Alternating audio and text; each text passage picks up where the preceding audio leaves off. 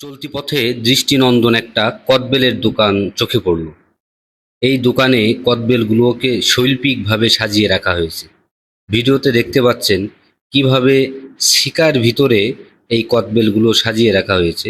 মূলত সুতার তৈরি এবং প্লাস্টিকের দড়ির তৈরি শিকায় এই কদবেলগুলোকে ঝুলিয়ে রাখা হয়েছে। এটা দেখতে আসলে দারুণ দেখা যাচ্ছে।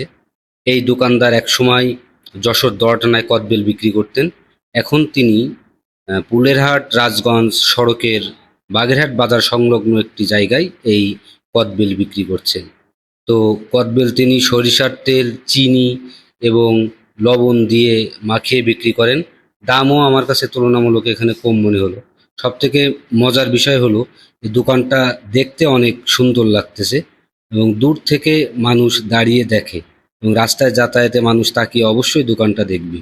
ভিডিওতে আপনারা দেখতে পাচ্ছেন যে কিভাবে এই কদবেলগুলোকে সাজিয়ে রেখেছে।